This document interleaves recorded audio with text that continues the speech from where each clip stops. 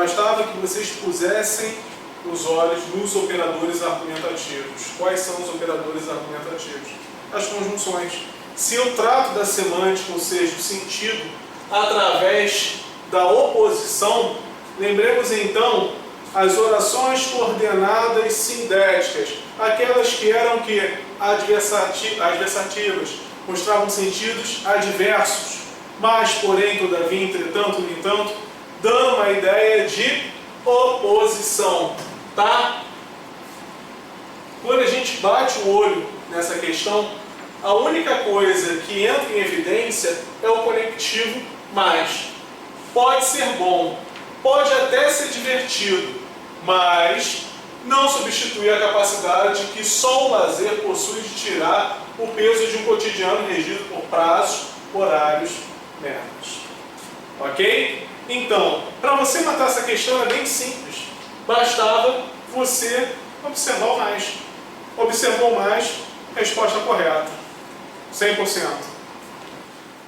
Na sétima questão, agora, os senhores vão se deparar com os estudos verbais.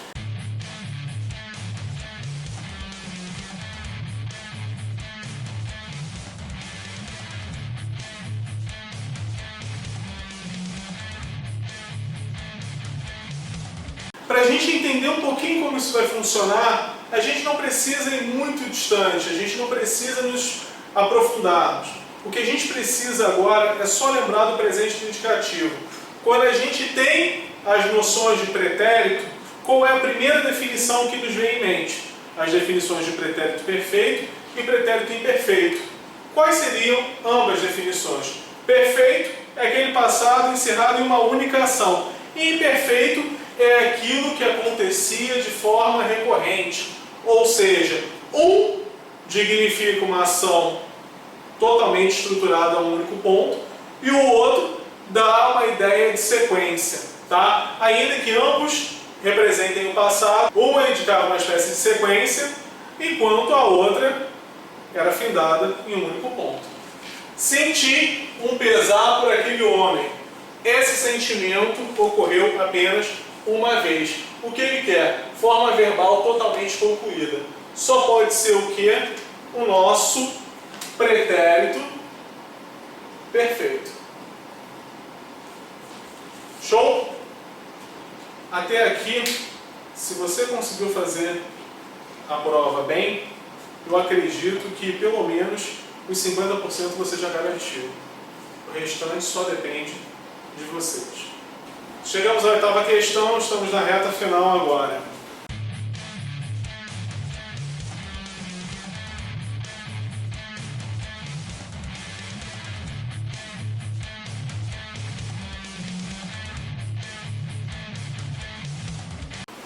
Essa questão vai demandar também um pouquinho de atenção de vocês, porque a gente está tratando agora de regência.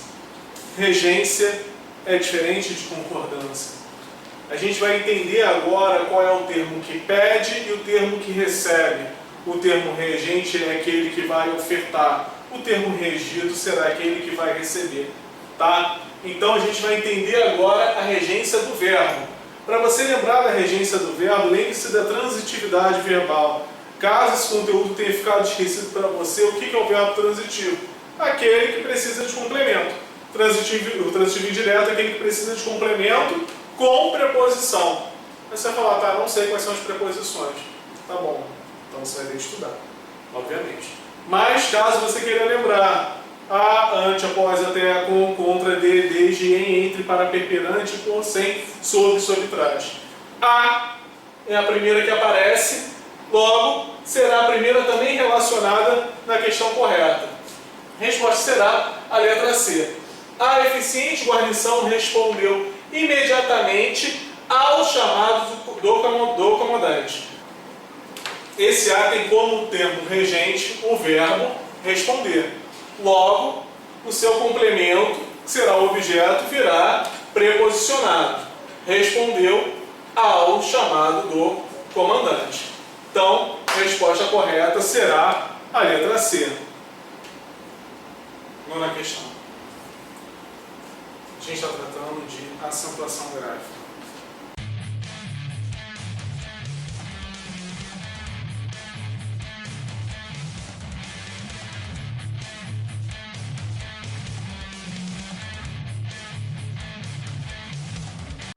seria um dos primeiros conceitos estudados lá atrás, quando nós pegamos oxítonas, paroxítonas, proparoxítonas.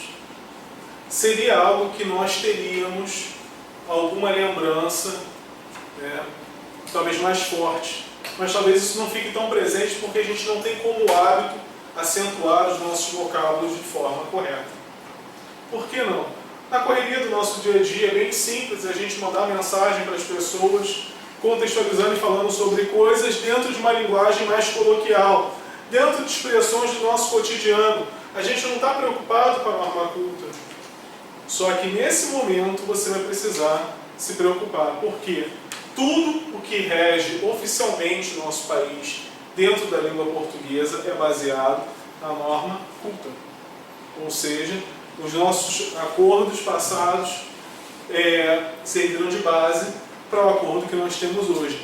E esse acordo é um acordo que precisa ser respeitado em sua íntegra. Tá? Eu gosto muito dessa questão por conta de uma palavra que eu tenho certeza que vocês falam de forma equivocada. Vive-se sob a rubrica da produção desenfreada e da busca frenética. Rubrica não é rúbrica. E por que não é rúbrica? Porque não é uma proparoxítona. É rubrica a palavra correta. Logo, se ela é uma paroxítona, paroxítona terminada em A não é acentuada. Não sendo acentuada, resposta correta só poderia ser a letra D. Ah, mas ele fala de acentuação. Frenética, eu conto de trás para frente. 1, 2, 3. Última sílaba, penúltima sílaba, antepenúltima. Proparoxítona. Toda proparoxítona é acentuada. Ok? Vocês vão sair bem. Estou sentindo um cheirinho de aprovação. Chegamos à 10ª questão e você está quase marcando o seu gol de placa. Faltam apenas 5 questões para você fechar a sua prova.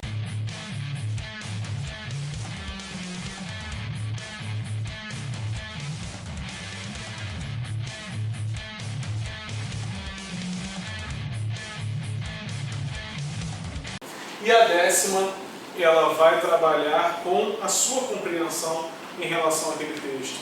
Ou seja, como é que eu vou compreender algo subjetivo? Eu vou pensar de uma forma, outro pode pensar de outra, e assim a gente vai criar múltiplos pensamentos. Não, meu pequeno Girino, não é isso. O que você vai fazer agora, nesse momento, é inferir, ou seja, tirar dali daquele fragmento a ideia principal para que você possa contemplar a resposta correta. Ok? Então, quando a gente analisa essa frase, poucas coisas são tão eficazes na função de honrar alguém quanto o ofício que se exerce. Ou seja, poucas coisas conseguem honrar alguém, que conseguem nesse universo de possibilidades, poucas são essas coisas quanto o ofício que se exerce, quanto o trabalho, aquilo que você destina a força, aquilo que você exerce de fato. Tá? Dentre as alternativas, qual era que se quadraria melhor? Vamos ler aqui a alternativa B. O ofício que se exerce é uma das poucas coisas que cumpre a função de honrar alguém. Sim, eu estou só reordenando essa ideia. Só que essa ideia pode ser inferida dessa. As demais alternativas não poderiam. Se você conseguiu pescar isso, você já está quase com a sua aprovação garantida.